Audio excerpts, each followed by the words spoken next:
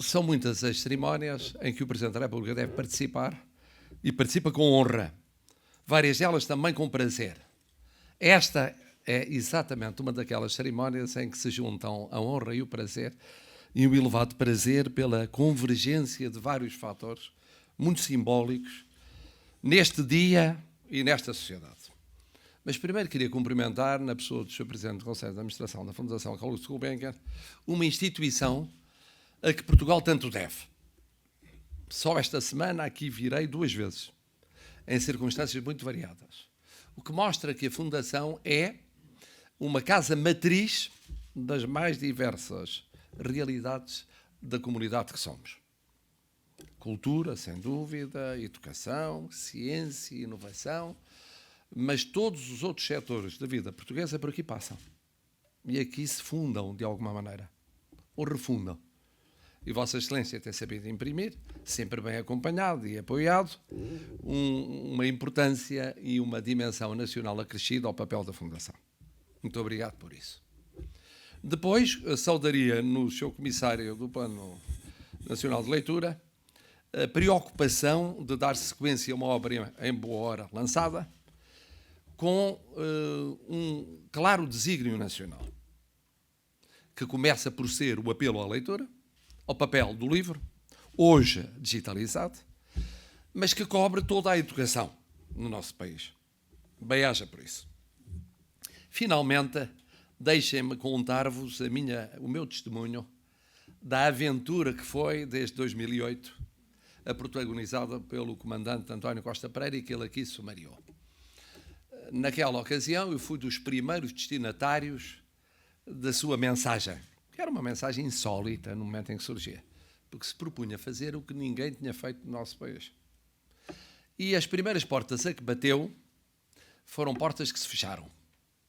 E andou 3 anos, praticamente 3 anos, 2 anos e meio, a tentar abrir portas, e mesmo as mais generosas, eu considero-me dos mais generosos dos seus interlocutores, ainda esta madrugada revia os mails que trocámos, mesmo dos mais generosos não deixavam de colocar vários problemas e objeções àquilo que era uma iniciativa ousada. É ousada porque se dizia como é que a ASAI, como é que o Estado português iria reagir. Ousada porque não havia legislação, e continua a não haver, adequada ao problema a enfrentar. Ousada porque partia de um cidadão, um conjunto de cidadãos, poucos cidadãos, como é que eles queriam criar um movimento nacional. Ousada porque não tinham meios, não tinham recursos, não tinham acesso à grande comunicação social e, portanto, parecia como que um sonho, uma miragem que nunca se concretizaria. Depois testemunhei o arranque da petição. Fui mesmo um apoiante da petição. E dei eco a essa comissão, enquanto cidadão Marcelo Rebelo de Sousa. Passaram-se uns anos e quis o destino que me encontrasse em Ponta Delgada no momento do lançamento do movimento dos Açores, há poucos meses. Cada vez que viajava na TAP, e aí se mostra também o papel nacional da TAP, não é só o de permitir que o ser um alfobre de pioneiros de movimentos como este, era também um centro de conversa e de reflexão sobre o movimento. Ainda há dias, não muitos dias, talvez semanas, recebi os livros, que não conhecia, das mãos de um comandante que bem conhece e que está aí a algures, está ali, meu antigo aluno, precisamente na Faculdade de Economia da Universidade Nova de Lisboa.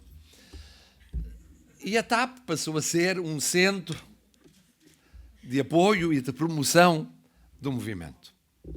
Portugal é um pouco assim, somos todos primos de todos, demoramos muito tempo a perceber que somos primos uns dos outros e a tirar todos os proveitos dessa vizinhança e dessa familiaridade. E o que é facto é que o que parecia impossível em 2008, temerário em 2009, arriscado em 2010, provável em 2011, é hoje uma efetiva realidade. E está de parabéns o seu pioneiro, não foi o único, mas foi o mais teimoso, razão pela qual já não o cidadão Marcelo Rebelo de Sousa, mas o Presidente da República o irá agraciar com a Ordem do Mérito, como bem merece, porque não se trata apenas de condecorar as instituições com longas décadas de vida, mas aquelas que com poucos anos de vida já têm muito presente e ainda maior futuro. Bom, mas acontece que o mais interessante deste nosso encontro de hoje não tem a ver sequer com o reconhecimento desse mérito. Tem a ver com a confluência de 3 fatores essenciais no Dia da Europa e no momento atual da sociedade portuguesa. Um deles é a iniciativa dos cidadãos.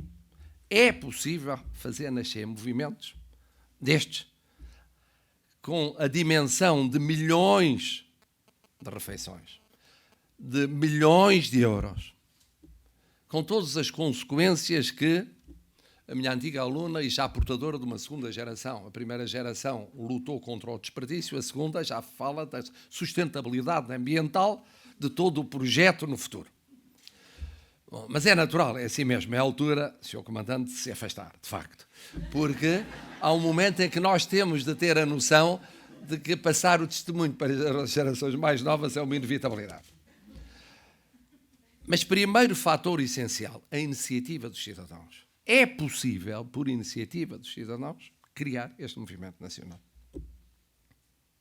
E aquilo que nos parece natural hoje era uma impossibilidade há meia dúzia de anos. E é possível multiplicar destas iniciativas por todo o país, nos mais diversos setores da vida portuguesa. Segundo aspecto fundamental, em torno de um objetivo de solidariedade social.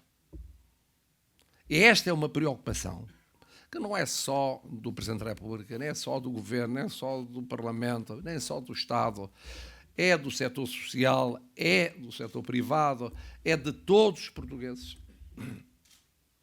A luta contra o desperdício é apenas uma expressão de uma causa social.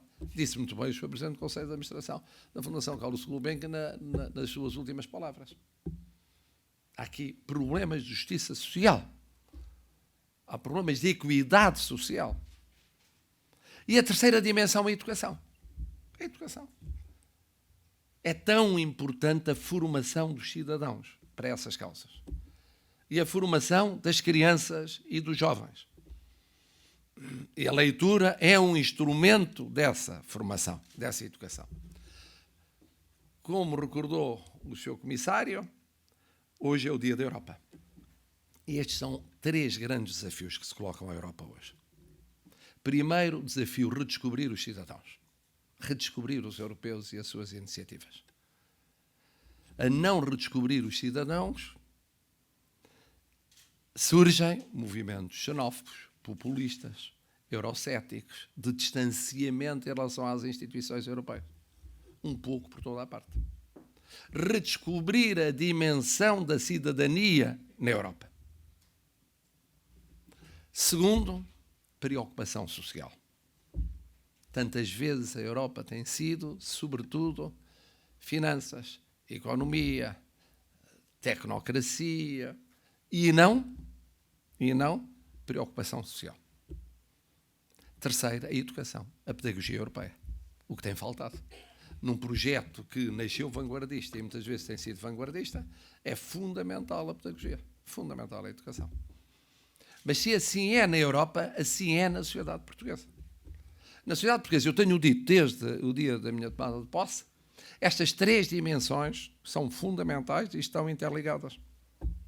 Iniciativa dos cidadãos. Proximidade em relação aos cidadãos. E proximidade dos cidadãos relativamente à resolução dos problemas da comunidade. Segundo lugar, preocupação social. É evidente que no dia-a-dia é fundamental haver rigor na gestão, senão não há sustentabilidade dos projetos. Mas todos os grandes rasgos se fazem para além do mero rigor da gestão. Fazem-se como se fez este movimento. E, portanto, preocupação social e solidariedade social. E, finalmente, educação. Finalmente, educação. E todas estas realidades partilhadas pelo Estado, de um lado, pelo setor social, do outro, e pelos privados, do outro também. Razão pela qual, de quando em vez, tenho dificuldade em perceber afrontamentos ao menos aparentes que existem no domínio da educação, por exemplo, ou como noutros, entre setores variados, o Estado, o setor social ou os privados, quando o fim é o mesmo, a causa a prosseguir é a mesma, do que se trata é de saber compreender que há um diálogo a estabelecer e há caminhos de convergência que devem ser percorridos. Estão a ver porque é que eu comecei dizendo, ou melhor, a dizer, dizendo é já uma influência dos netos, a dizer que é uma honra e um prazer estar aqui convosco para assinalar a iniciativa de todos os que permitiram este encontro. Quem lançou o movimento, quem apoiou o movimento, quem associou, em termos de Plano Nacional de Leitura, o contributo dos ilustres autores, todos eles de parabéns, e ilustradores, a este movimento. E, finalmente, aqueles que digitalizaram e que projetaram em muitos mais jovens e, sobretudo, muitas mais crianças a mensagem que era preciso promover e projetar. O Presidente da República, em nome de Portugal, está grato relativamente a todos vós. É assim que se constrói um Portugal novo. Muito obrigado.